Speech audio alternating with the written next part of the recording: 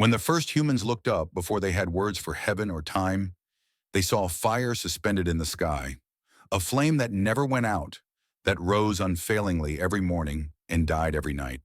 To the hunter watching shadows lengthen across the savannah, to the farmer whose seeds only answered to its warmth, to the priest who counted the years by its return, it was never just light. It was presence. It was a god. Why did every civilization, scattered across oceans and mountains, imagine divinity in the burning circle above?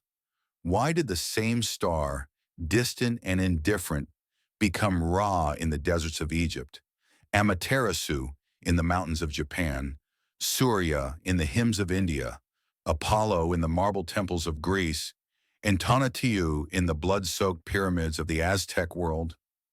Perhaps the answer lies not only in the sky, but within the fragile hearts that turn toward it. For the sun was never simple. It was generosity and cruelty at once. It painted the fields green, yet scorched them into dust. It carved rivers from glaciers, yet blinded the eyes that dared to stare too long. Its cycles measured birth, harvest, and death. Yet within its cycles lay the terror of what might happen if, one day, it did not return. The ancients did not think of these questions in terms of physics or astronomy. They told stories. Stories that gave the sun a face, a will, a soul that could be appeased, persuaded, even adored. And through those stories, they explained their place in a cosmos that often felt too vast, too merciless, to bear without myth. Consider this. What does it mean that kings so often wrap themselves in the sun's image? That pharaohs called themselves the children of Ra? That emperors traced their bloodline back to Amaterasu? That Aztec rulers staged rivers of sacrifice to keep Tonatiuh alive? To claim the sun was to claim eternity itself, to shine above others not only in life, but in the very fabric of heaven. And yet the sun is not only about rulers and temples, it is about each of us. It is in the first warmth that touches your face at dawn, in the fading gold that sinks beyond the horizon at dusk. The same glow that stirred the earliest myths still falls on us today, reminding us of the impossible continuity between their world and ours. But here's the paradox. The more familiar the sun is, the more mysterious it becomes. How can something we see every day remain so unfathomable? Why do we still speak of light as a metaphor for wisdom, for love, for the divine? Could it be that we are not simply describing the sun, but projecting our deepest longings onto it, the longing to be seen, to be warmed, to be immortal? Tonight we walk through this burning labyrinth together. We will follow 5 great civilizations and their visions of the sun. Ra, sovereign of Egypt, sailing across the heavens in his solar bark. Apollo, radiant god of reason and prophecy, guiding Greece and Rome. Amaterasu, the shining goddess of Japan, whose retreat plunged the world into darkness. Surya, resplendent lord of India, charioteer of Dharma, and Tonatiuh, the Aztec fifth sun, whose hunger for blood shaped an empire. These gods are mirrors. They reveal not only the cultures that imagined them, but also the shared heartbeat of humanity itself, the awe, the terror, the yearning for light. And as we uncover their myths, we may find that the story of the sun is also the story of us. Fragile creatures, bound to a star, forever chasing the dawn. The sun is more than light. It is a measure, a ruler, an unyielding clock that has bound human lives since the first sparks of civilization. Before there were calendars carved in stone, before there were hours marked by hands on a dial, there was only the sun rising and falling. From that rhythm, the very idea of time was born. What is a day, if not the journey of the sun? What is a year, if not the long arc of its return? To speak of the sun is to speak of the very bones of human life. Every society, whether on riverbanks or in mountain valleys, grew its survival around this burning sphere. Seeds germinated when it lingered longer in the sky. Harvests ripened under its heat. The loss of its warmth in winter was met with dread, rituals, fires lit to persuade it to come back. To track the sun was not curiosity, it was necessity. The farmer in Mesopotamia bending to the soil, the priest in Egypt watching the horizon, the Mayan astronomer chiseling the cycles into stone. All of them were watching the same blazing god, trying to align their fragile lives with its overwhelming power. It is no accident that temples and pyramids across continents align with the rising or setting sun. Stonehenge in England catches the solstice dawn. The pyramids of Giza are bathed in golden fire. The Mayan city of Chichen Itza erupts in a dance of shadow and light at the equinox. These are not coincidences. They are deliberate, cosmic conversations carved in stone. Humanity sought to tether itself to the heavens, to declare, we are not separate, we are in rhythm with you. But the sun is not only agriculture and architecture, it is metaphor. To the poets of Greece, sunlight became clarity, the very image of reason itself. To the mystics of India, it was the flame of truth that burns away illusion. To the shamans of the Americas, it was the breath of the divine, feeding all living things. Across languages and continents, one idea repeats: light is wisdom, darkness is ignorance. The physical world became a mirror for the spiritual, and yet within this glowing metaphor lies its shadow. For the same sun that nurtures life also destroys it. Drought, famine, blistering heat, these too come from the sky. Myths do not hide this truth. They embody it. The Egyptians told of Ra's eye unleashing fiery vengeance upon humankind. The Aztecs saw the sun not as a gift, but as a hunger that must be fed with blood. The duality was inescapable, life and death in one blazing circle. Perhaps this is why kings and emperors clung so tightly to the image of the sun. To be a ruler was to stand between creation and destruction, to balance generosity with wrath. Pharaohs called themselves sons of Ra, declaring their authority as natural and eternal as the rising dawn. In Japan, the imperial line traced its descent to Amaterasu, as though the sun itself had crowned the dynasty. In Rome, emperors lifted the title Sol Invictus, the unconquered sun, because what force on earth could rival the star that blazed above all? By wearing the sun's image, rulers borrowed its eternity. The people, too, saw themselves reflected in this cycle. Just as the sun died each night and was reborn at dawn, so did human life appear to move in endless circles of birth, decay, and renewal. Funerary rites in Egypt spoke of following the sun through the underworld and rising again in its company. Hindu hymns spoke of Surya's eternal chariot, pulling souls across the cycles of reincarnation.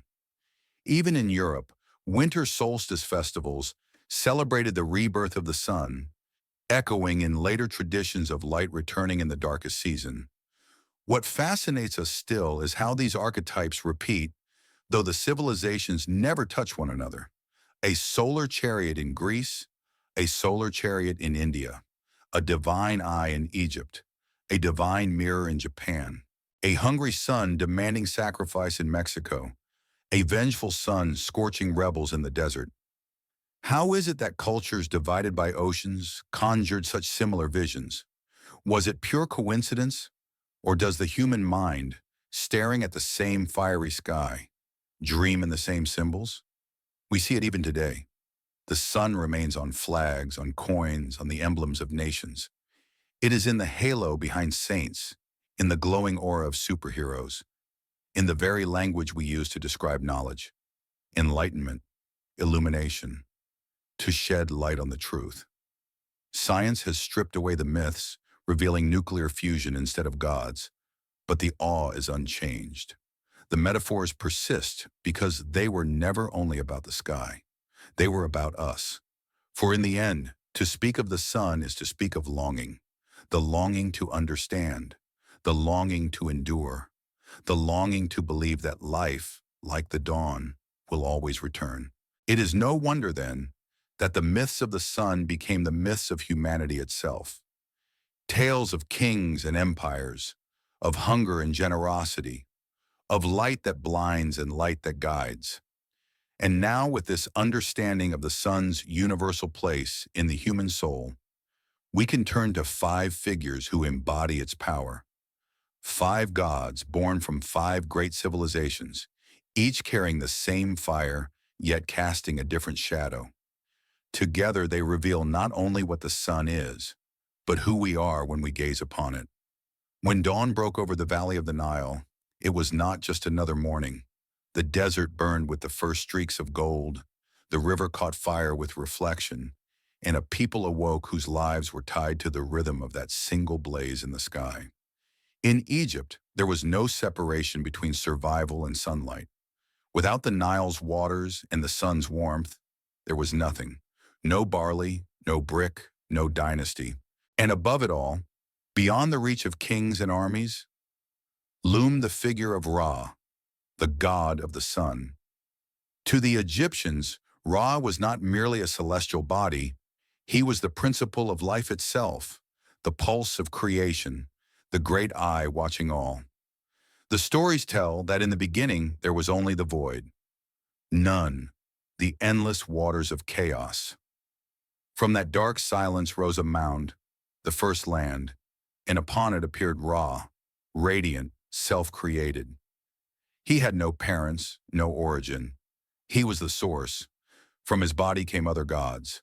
Shu, the god of air, Tefnut, goddess of moisture, Geb, the earth, Nut, the sky. From their unions came all that exists. To name Ra was to name the dawn of the world. Imagine the awe of a people who saw their universe not as chance, but as deliberate, as emanating from a single shining presence. Each day, Ra journeyed across the heavens in his solar bark, a golden ship sailing an ocean of air. By morning, he was Khipri, the scarab pushing the sun from the horizon, symbol of renewal. By noon, he was Ra at his zenith, blazing with the authority of kings. By evening, he became Atum, the old sun setting into the west, weary yet eternal, preparing for the descent into the underworld. This cycle, dawn, noon, dusk, was not only a clock, but a philosophy. Birth, maturity, decline. Every Egyptian, from farmer to pharaoh, saw their own life mirrored in Ra's daily passage. But Ra's story was not just one of serene order. Each night as the world grew dark, he embarked on the most perilous part of his voyage. His bark entered the Duat, the underworld, where the monstrous serpent Apophis lay in wait. Apophis was chaos incarnate, the great enemy, seeking to swallow the sun and plunge creation into eternal night. Every night the battle was waged anew. With the aid of gods and guardians, Ra fought, cut, burned, and bound Apophis, emerging at dawn victorious. But the serpent could never be destroyed forever. He always returned. The sun's rising was not guaranteed. It was a triumph, renewed daily through struggle. To the Egyptians, this explained both the fragility and the resilience of the world. The dawn was not automatic. It was an act of cosmic defense. This cycle seeped into every ritual. Priests recited spells to aid Ra in his nightly voyage, helping him defeat Apophis. Pharaohs in their tombs were painted sailing with Ra through the underworld, joining his eternal battle to secure their own rebirth. The Book of the Dead is full of prayers meant to guide the soul onto Ra's bark, so that, like the sun, they too might rise again. Here, theology and human hope became inseparable. Ra's journey was the soul's journey. His rebirth was the promise of immortality. And yet Ra was more than the rising sun. He was sovereignty itself. Pharaohs claimed descent from him, calling themselves sons of Ra. Their crowns bore the solar disk. Their temples were aligned with the sun's rising. At Heliopolis, priests tended to the cult of Ra with hymns, offerings, and precise astronomical observations. Obelisks were raised as petrified rays of the sun, connecting earth with heaven. To rule Egypt was to channel the sun's authority, to declare oneself not just a man, but a link between heaven and earth. Over time, Ra absorbed and merged with other gods, expanding his reach. In Thebes, he fused with Amun, the hidden one, to become Amun-Ra, supreme among the gods, both visible and invisible, radiant and mysterious. At other times he was Harakti, Horus of the two horizons, embodying dawn and dusk, past and future. His multiplicity did not dilute him, it magnified him. The sun itself shifts in form throughout the day, so too did its god wear many faces. But Ra's power could also turn terrifying. The legend of the Eye of Ra tells of his wrath when humanity conspired against him. Angered by their rebellion, Ra sent forth his eye, sometimes personified as the lion-headed goddess Sekhmet, to punish them. She descended in a storm of blood, slaughtering humans without end. Only by tricking her into drinking beer dyed red, making her believe it was blood, was humanity spared from annihilation. In this myth, the Egyptians captured the paradox of the sun. It nourishes, but it can also scorch. It is gentle warmth, and it is merciless fire. Compared to other solar gods, Ra stands apart in his cosmic responsibility. Apollo illuminates wisdom, Surya sustains harmony, Amaterasu embodies legitimacy, Tonatiuh demands sacrifice. Ra, however, is the guarantor of order itself. His nightly battle with Apophis is not just a story of the sun, but of the principle the Egyptians called Mat: truth, balance, justice. To live rightly was to align oneself with Mat, just as Ra aligned heaven daily against chaos. Pharaohs ruled as custodians of Ma'at, priests maintained rituals to reinforce it, and ordinary Egyptians prayed for their lives to weigh light as a feather in judgment. In this, Ra was not just a god of the sky. He was the heartbeat of ethics, politics, and cosmology, and his legacy did not vanish with the pyramids. In modern times, the scarab beetle, symbol of Ra's morning form, remains a talisman of rebirth. The Eye of Ra, drawn as a protective amulet, still appears in jewelry and art. In films, novels, and video games, Ra emerges as both benevolent creator and fiery avenger. He is invoked in science fiction as an alien overlord, in literature as a symbol of clarity, in popular culture as shorthand for the mystery of Egypt. That he can wear so many masks today is fitting.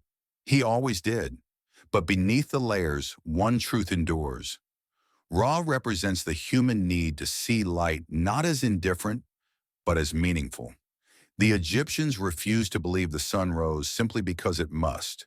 Instead, they believed it rose because Ra willed it, because order triumphed over chaos once more. That act of faith transformed the ordinary into the sacred. Even now, when we speak of a new dawn, when we equate light with hope, we echo their voices. So each morning, as the horizon blazes, one might pause to imagine that golden bark slicing through the sky, carrying a God who is also an idea, that life itself is fragile, that order must be defended, that every sunrise is a victory. Ra sails still, and through him, the story of humanity's oldest hope sails with him. The Mediterranean is a land of brilliance. The sea is a mirror. The marble temples glow white in the sun, and the olive groves shimmer in the heat. Here the sun is not only a force of nature, it is an aesthetic, a philosophy, a god. And in the myths of Greece and Rome, the sun was never just one figure. At first it was Helios, the Titan, who rode each day across the sky in his fiery chariot. But later Apollo, the god of music, healing, and prophecy, absorbed the essence of sunlight into his very identity, becoming the emblem of reason and harmony. In their union, Helios and Apollo revealed two faces of the sun: its raw, burning power and its refined intellectual radiance. Helios was the elder, the son of Hyperion and Thea, a titan who personified the sun itself. His image was majestic. Each dawn, he rose from the eastern ocean, mounting a chariot drawn by 4 horses with manes of fire.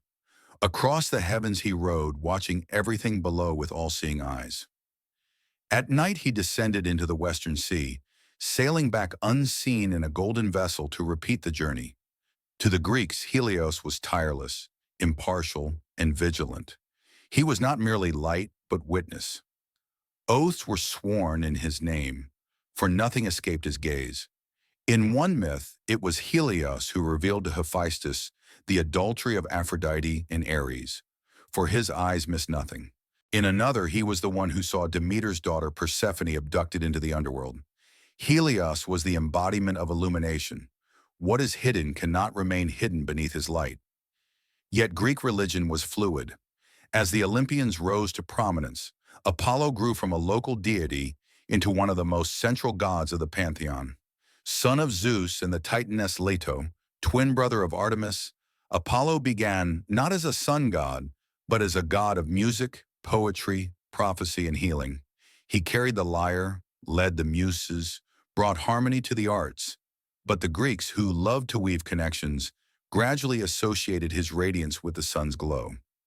Apollo became not only light in metaphor, but light in reality.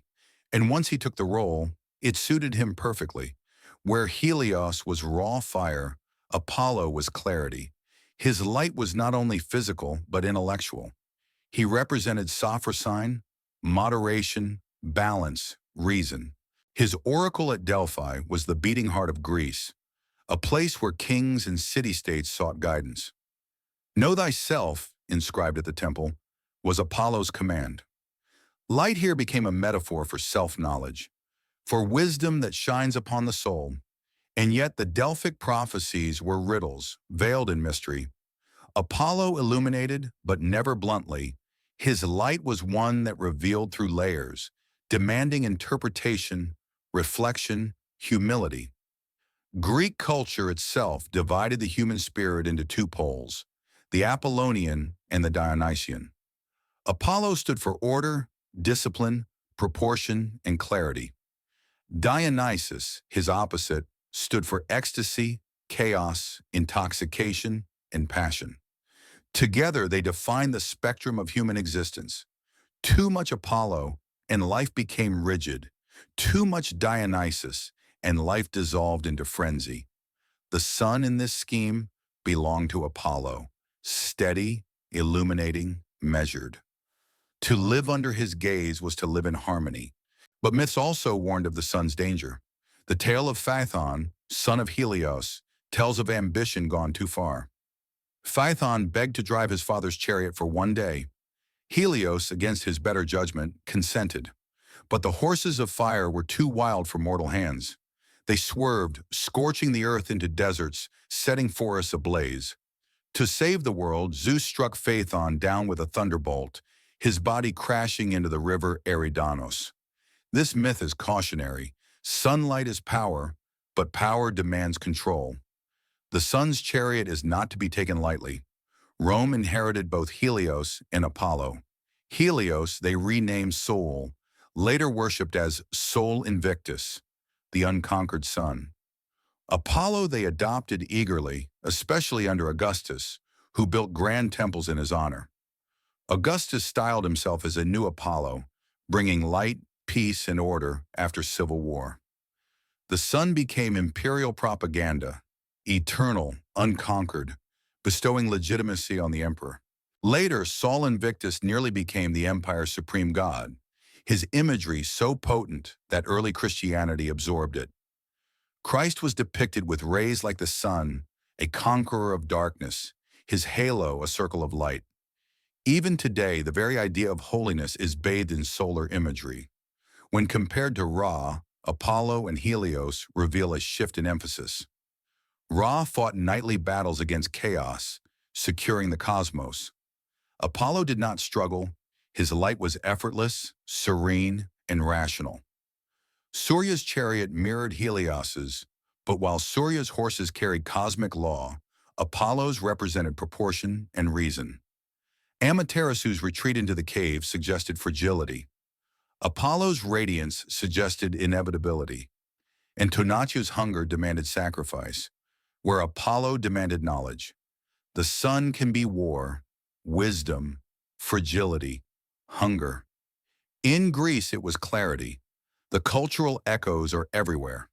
Apollo's face adorned sculptures, coins, and paintings, Renaissance artists resurrected him as the symbol of perfection and beauty. Poets invoked his lyre for inspiration. Nietzsche used him to describe one half of the human condition. And in the modern era, even science nodded to him.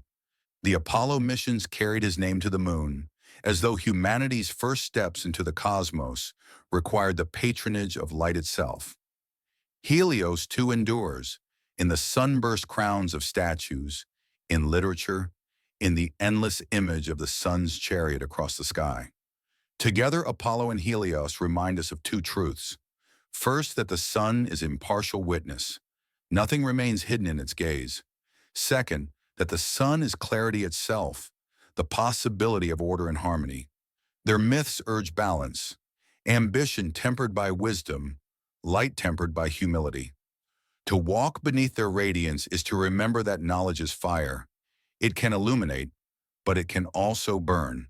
So when the Mediterranean dawn broke over marble temples, the Greeks and Romans saw not just warmth, but meaning. They saw the sun as beauty, as reason, as order, as truth. And in Apollo and Helios, they gave that vision a face. One Titan, one Olympian, both radiant, both eternal. Across the islands of Japan, dawn has always been more than light. It is identity. It is kinship. When the red sun rises over the mountains and the sea, it is not merely another star breaking the horizon. It is the face of a goddess. Unlike most cultures that cast the sun as masculine force or charioteer, Japan gave it a feminine form, Amaterasu Omikami, the great divinity who shines in the heavens. In her story, light is fragile yet eternal, vulnerable yet sovereign. She is the warmth of rice fields and the bloodline of emperors, a goddess whose myth binds heaven to earth and past to present. Her birth is told in the Kojiki and Nihon Shoki, Japan's oldest chronicles. After returning from the land of the dead, the god Izanagi performed ritual purification. As he washed his left eye, Amaterasu was born, radiant with blinding light. From his right eye came Tsukuyomi, the moon, and from his nose Susanoo, the tempestuous storm god. Thus sun, moon, and storm were siblings, balance and conflict inscribed from the beginning.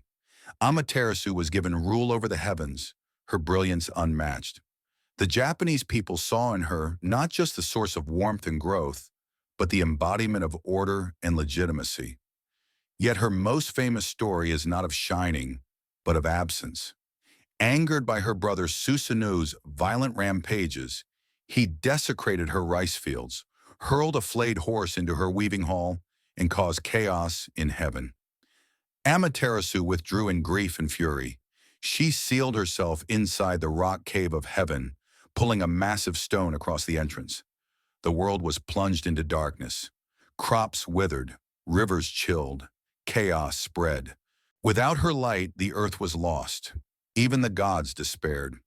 What followed is one of the most dramatic episodes in global mythology, the luring of Amaterasu from her cave. The deities gathered, seeking a way to coax her out. Ame no Uzume, goddess of mirth, overturned a tub, danced wildly upon it, and bared herself in laughter. The other gods roared with joy, shaking the heavens. From inside the cave, Amaterasu wondered, what could possibly inspire such delight when the world was in darkness? Curious, she rolled the stone slightly aside.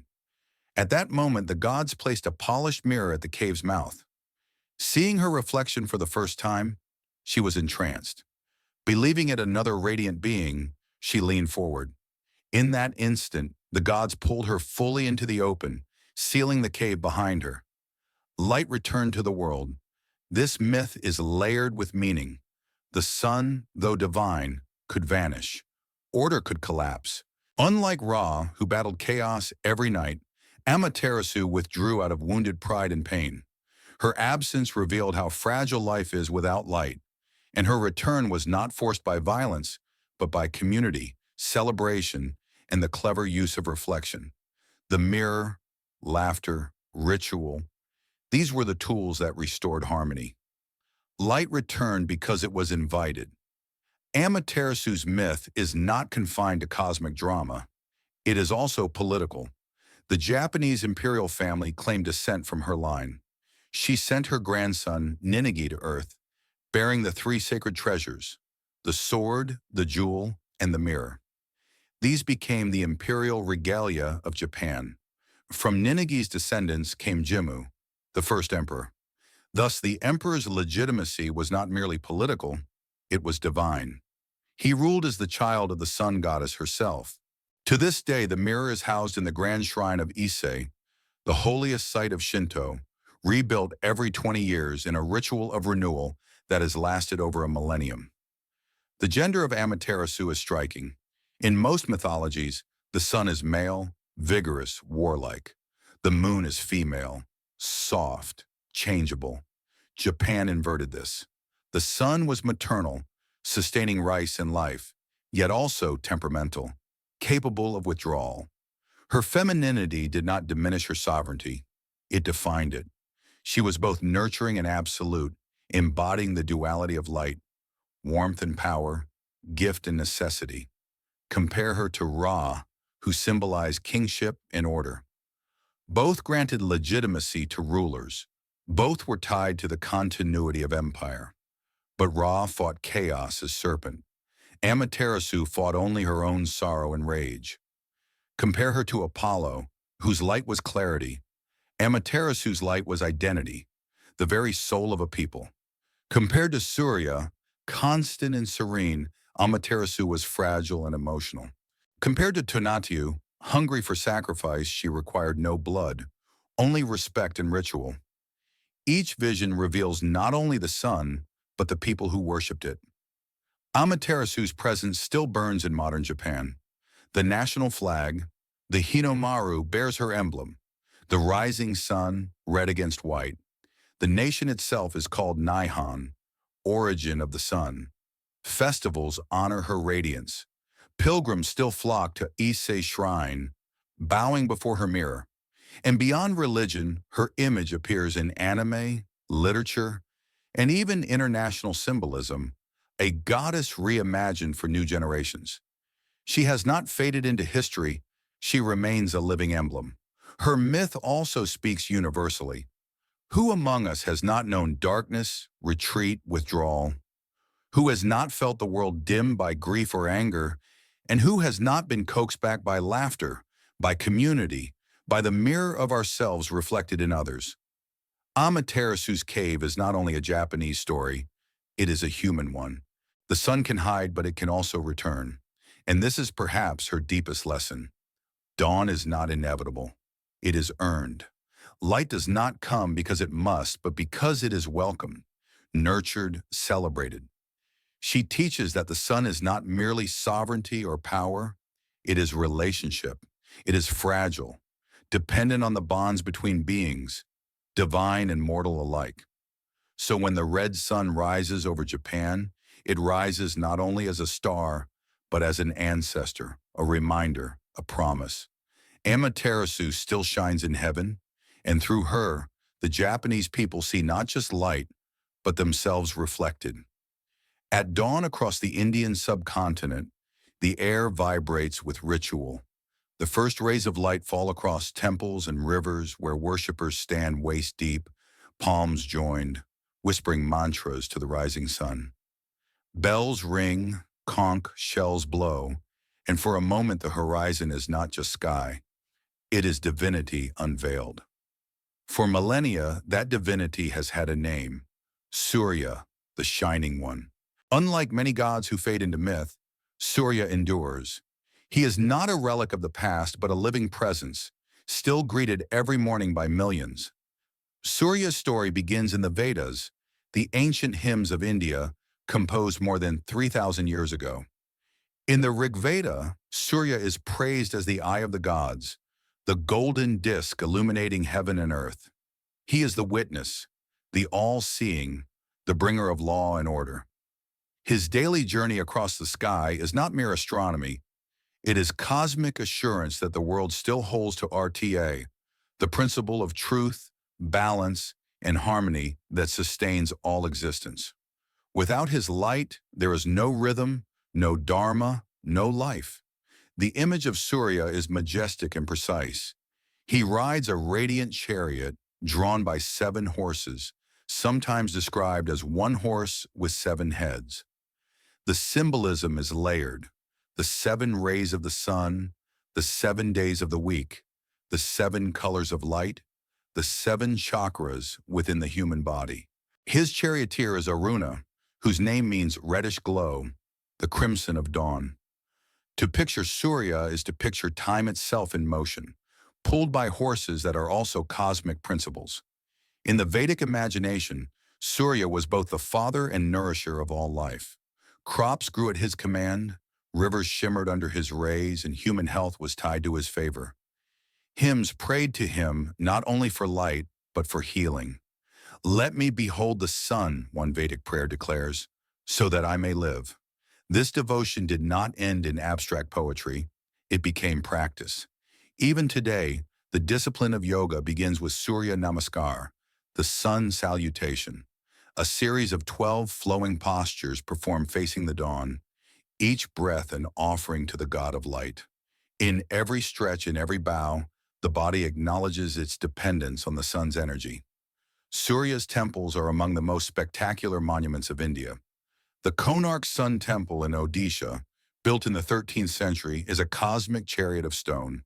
Its massive wheels are carved with exquisite detail, each spoke marking the hours of the day, each axle aligned to celestial movement. To walk among its ruins is to feel the sun's path inscribed into architecture, as though the temple itself were Surya's eternal vehicle. Other shrines to him dot the subcontinent, many aligned to solstices and equinoxes, ensuring that dawn's rays fall directly upon the sanctum. Architecture itself became worship, stone turned into sunlight's companion. Surya is also woven into India's great epics. In the Mahabharata, the princess Kunti, gifted with a mantra to summon gods, invoked Surya. He appeared, radiant and irresistible, and from their union was born Karna, the tragic hero whose fate would shape the entire war. Thus Surya was not only light, but lineage, the father of one of India's most noble yet doomed warriors. In the Ramayana, Surya is the teacher of Hanuman, the monkey god, instructing him in wisdom as he moved across the heavens. These stories root Surya not only in cosmic order, but in the lives of heroes, kings, and devotees. Philosophically, Surya represents constancy. Unlike Ra, who wages nightly battles against chaos, Surya does not fight. He simply shines. His cycle is not fragile but eternal. The Vedic poets saw his rising not as struggle but as assurance. Each dawn was proof that RTA, the order of the universe, still held. In this sense, Surya embodies trust. His light is inevitable, his chariot steady. He is less a warrior than a witness, less a conqueror than a guardian of rhythm. Yet Surya also reveals the paradox of sunlight. He gives life, but he also withers. In the heat of summer, his rays scorch the earth. In times of drought, his brilliance becomes threat. Hymns plead with him to be gentle, to balance his fire with mercy. Here lies the duality present in all sun gods. Creation and destruction bound in the same radiance. Comparisons sharpen his uniqueness. Like Helios, Surya drives a chariot across the sky. But while Helios is impartial witness, Surya is also healer, nurturer, and teacher. Like Apollo, he embodies health and order, but where Apollo's light is intellectual, Surya's is spiritual and physical, entering daily practice through yoga and prayer. Like Ra, he is sovereign, but he does not rule through wrath or battle. He rules through steadiness. And unlike Tonatiuh, who demanded sacrifice, Surya demands reverence, discipline, alignment with Dharma. His is the sun that shines because we live in balance with it, not because we feed it with blood. Surya's presence continues vibrantly in modern India. Festivals like Makar Sankranti celebrate his northward journey, tying cosmic motion to agricultural cycles. At Chhath Puja, devotees stand in rivers, offering prayers at both sunrise and sunset, singing hymns of gratitude. The Indian national flag bears the Ashoka Chakra, a wheel symbolizing Dharma, but also echoing the eternal cycle of the sun. In villages and cities alike, every dawn brings prayers to Surya, proving that he is not a god of memory, but of immediacy. Globally, Surya's influence spreads through yoga, where millions outside India perform the sun salutation each morning. Few may know his name, yet they bow to him, stretch in his honor, breathe to his rhythm. He has crossed borders not through conquest but through practice, becoming part of a global search for balance and light. What then is Surya's lesson? That enlightenment is not abstract. It is lived each morning. That order is not fragile, but steady if we align ourselves with it. That the sun within, the fire of breath, the rhythm of heart, the clarity of mind, is as important as the sun above. He teaches not only that dawn returns, but that we must rise to meet it, body and soul in harmony. So when the first rays of light break over the Ganges or the Himalayas, when bells ring and chants echo, it is not only a star that rises, it is Surya, the radiant charioteer, the healer, the teacher, the witness. His horses thunder across the heavens, but they also gallop within the human spirit, pulling us toward balance, vitality, and truth. And as long as the sun rises, so too does the worship of Surya, ancient, immediate, eternal. In the high valleys of central Mexico, the sun was not a gentle companion. It was fierce, hungry, and unpredictable. To the Aztecs, the cosmos itself was precarious, balanced on the edge of collapse. And at the center of this fragile world blazed Tonatiuh, the fifth sun. Unlike the serene constancy of Surya or the refined clarity of Apollo, Tonatiuh demanded payment. His fire was not sustained by his own power alone. It was fed by sacrifice, by blood, by the hearts of men. The Aztec worldview began with cycles of destruction. They believed the universe had already seen four suns, each ruling an age that ended in catastrophe. The first sun was devoured by jaguars, the second destroyed by great winds, the third consumed by fire, the fourth drowned by floods. Each collapse left the world dark and broken. Then came Teotihuacan, the sacred city of the gods, where a council gathered in the darkness to decide who would become the fifth sun. Two deities were chosen, Tecuchtitlan, wealthy and proud, and Nanahuatzin, poor and humble, covered in sores. To create the new sun, they had to leap into a great fire. Tecuchtitlan hesitated, afraid of the flames. Nanahuatzin, trembling but resolute, leapt first, vanishing into the blaze. Shamed, Tecuchtitlan followed. From the fire rose two suns. The gods, fearing the world would burn under double fire, struck Tecuchtitlan's face with a rabbit, dimming him into the moon. Nanahuatzin, the humble, became Tonatiuh, the fifth sun. But even then he would not move. The world remained still until the other gods offered their own lives. Only through divine sacrifice did Tonatiuh begin to rise, inaugurating the present age. Creation itself was forged in death. From that moment on, the debt continued. If the gods had given their lives to set the sun in motion, then humans must give theirs to keep it alive. Tonatiuh's daily journey across the sky was not guaranteed. It was bought each day with blood. His image was fierce, carved on the Aztec calendar stone, his face grim, tongue protruding as a sacrificial blade, surrounded by the symbols of past destroyed suns. He was not the calm father of crops. He was the devourer, the relentless one, who demanded that life itself feed his fire. This belief shaped the very structure of Aztec society. Warfare became ritual, known as the Flower Wars, designed to capture prisoners for sacrifice. Temples like the Templo Mayor in Tenochtitlan rose with steep steps where victims were led upward, their hearts torn out, still beating, lifted to the blazing sky. Blood flowed down the stone, feeding Tonatiuh. To the Aztecs, this was not cruelty but necessity. Without these offerings, the sun would falter, darkness would return, and the fifth age would end in collapse.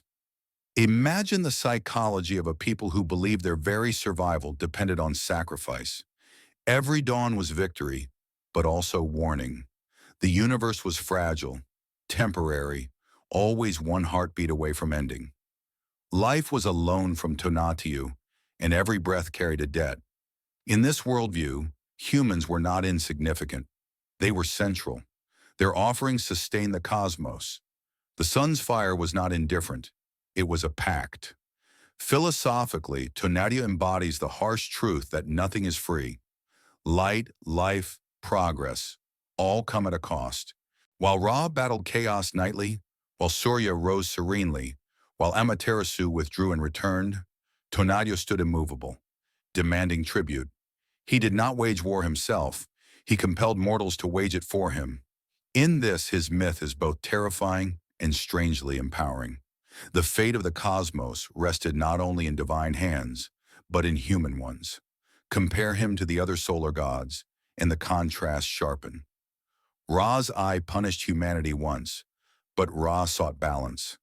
Tonatiuh demanded sacrifice every day. Surya was constancy, Apollo was clarity, Amaterasu was legitimacy. Tonatiuh was hunger. To the Egyptians, the sun guaranteed order. To the Aztecs, the sun was fragile, always on the brink of collapse. One vision inspires comfort, the other demands fear. And yet both reflect truths of human experience, stability and fragility, abundance and scarcity. The Aztec sun cult ended with conquest. In 1521, Hernán Cortés and his allies toppled Tenochtitlan. Spanish chroniclers wrote with horror of the sacrifices, using them to justify conquest. The great temples were destroyed, the rituals suppressed. Tonatiuh was silenced, his pyramids torn down. And yet his face endures. The Aztec calendar stone, with Tonatiuh at its center, is one of Mexico's most iconic artifacts. His image appears in murals, in literature, in national identity.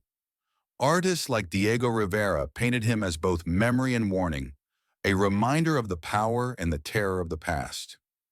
In modern times, Tonatiuh speaks differently. No longer a god who demands blood, he becomes a symbol of cost. We too know that energy is never free. Our suns, whether nuclear, technological, or economic, still require fuel. We sacrifice forests, resources, even futures to keep our lights burning. The Aztecs, through myth, articulated what we often deny. Light is never without price. Their sacrifices may horrify us, but the truth they encoded remains. And in this way, Tonatiuh completes the circle of solar deities. Ra was sovereignty, Apollo was clarity, Amaterasu was ancestry, Surya was constancy, Tonatiuh was demand. Together they show that the sun is not one thing but many: order, reason, fragility, rhythm, hunger. The same star, refracted through human imagination, becomes five gods, five truths. Tonatiuh's lesson is the darkest, but perhaps the most honest. To live is to give. To sustain is to pay. The sun does not shine because it owes us anything. It shines because it is fed, in myth or in reality, by the sacrifices of gods and men. Every dawn, even today, carries that echo. Light is gift, but also cost. So when the sun rises over Mexico, blazing above mountains and ruins, one can imagine the old prayers whispered, the drums beating, the blood flowing down the stones. One can feel the fear and awe of a people who believed they held the cosmos together with their offerings. Tonatiuh still gazes from the calendar stone, tongue of obsidian, eyes unyielding, reminding us that even the brightest light comes at a price. When we step back from Ra's blazing sovereignty, Apollo's luminous harmony, Amaterasu's fragile kinship, Surya's serene constancy, and Tonatiuh's hungry demand, we see more than five myths. We see a mirror of ourselves. Each god is not only a cultural figure, but also a facet of the human relationship with light. Together, they form a map of how civilizations across the world grappled with the same star and found utterly different truths within its fire. Consider first their cosmic roles. Ra fought chaos nightly, his bark slicing through the underworld to defend the fragile balance of creation. Apollo and Helios did not battle. Their light was effortless clarity, the daily rhythm of knowledge and vision. Amaterasu withdrew into her cave, showing that the sun's absence, even if temporary, could unmake the world. Surya rose unfailingly, the image of cosmic law, steady as the wheel of Dharma. Tonatiuh, by contrast, did not move unless fed, his fire fueled by sacrifice. In Ra, the sun is war. In Apollo, wisdom. In Amaterasu, legitimacy. In Surya, rhythm. In Tonatiuh, hunger. Yet beneath these differences lie archetypes that repeat. All five embody the cycle of time. Ra as dawn, noon, and dusk. Apollo as the steady course of reason. Amaterasu retreating and returning. Surya as charioteer of the days. Tonatiuh as the latest in a chain of suns, destined one day to collapse. The sun is never static. It is always in motion, and through that motion, humans learn to measure days, seasons, lives, and empires. Their myths also reveal how light is bound to political power. Pharaohs styled themselves as sons of Ra. Emperors of Japan traced their bloodline to Amaterasu. Roman emperors wrapped themselves in Sol Invictus. To wear the sun was to claim eternity. Surya sanctified rulers in epics, fathering Karna, shaping destiny. Even Tonatiuh, though terrifying, legitimized Aztec Empire, for only rulers could provide the sacrifices that sustained him. In every case, the sun was not only sky, it was crown. But the gender of light shifts strikingly. In Egypt, Greece, India, and Mexico, the sun was male, sovereign, reasoned, relentless, or hungry. In Japan, it was female, nurturing yet absolute, maternal yet sovereign. Amaterasu's femininity offered a vision of sunlight not as conquest, but as relationship, a reminder that power may be withdrawn, not just imposed. This inversion tells us less about the sun and more about human culture, what each civilization valued, feared, or desired to see reflected in the sky. The five also expose humanity's differing sense of fragility. For the Egyptians, fragility lay in chaos. Apophis always threatened, order always at risk. For the Greeks, fragility lay in hubris, Phaethon grasping too much, destroyed by ambition. For the Japanese, fragility lay in emotion, the goddess retreating in anger, the world undone by her grief. For the Indians, fragility seemed less acute. Surya was steady, his chariot certain, so long as humans aligned with Dharma. For the Aztecs, fragility was total. The sun could die any day without sacrifice. Each myth is a different response to the same anxiety, the fear that dawn may not come. What about modern echoes? Ra survives as symbol in jewelry, art, and pop culture. Apollo's name adorns space missions, a new human chariot reaching for the stars. Amaterasu still blazes on Japan's flag, her shrine rebuilt every 20 years in living ritual. Surya continues in yoga practice, prayed to by millions at dawn. Tonatiuh's face remains at the center of the Aztec calendar stone, a cultural emblem of Mexico. None of them vanished. All still shine, refracted into new contexts. And across them runs one thread, the sun as metaphor for truth. Light equals clarity, knowledge, justice, or divinity. Darkness equals chaos, ignorance, despair. Ra carried Ma'at, Apollo brought self-knowledge, Amaterasu restored order through reflection, Surya embodied Dharma, Tonatiuh revealed the cost of survival. Whether gentle or violent, the sun always illuminated something more than sky. It illuminated what it means to be human. Perhaps the greatest intersection is this. Every culture looked up and refused to see mere physics. They saw meaning. The Egyptians saw war against chaos. The Greeks saw harmony. The Japanese saw legitimacy and fragility. The Indians saw constancy. The Aztecs saw hunger. But none saw only a star. They all saw a story. So we arrive at the end of our journey. 5 suns, 5 civilizations, 5 ways of imagining the same burning star. We began in the deserts of Egypt, where Ra sailed his golden bark, defending creation each night from chaos. We stood in marble temples of Greece and Rome, where Apollo's light shone as clarity, harmony, and reason. We entered the cave of Amaterasu, where the world plunged into darkness until laughter and reflection restored it. We rose with Surya in India, steady charioteer of Dharma, healer of body and soul. And we stood before Tonatiuh in Mexico, the hungry sun whose fire demanded hearts to survive. What do we see when we place them side by side? That the sun is not one thing. It is order and chaos, wisdom and wrath, fragility and constancy, gift and demand. It is mirror and crown, healer and predator, friend and sovereign. And perhaps this is why every culture gave it a face. The sun is too vast to leave faceless.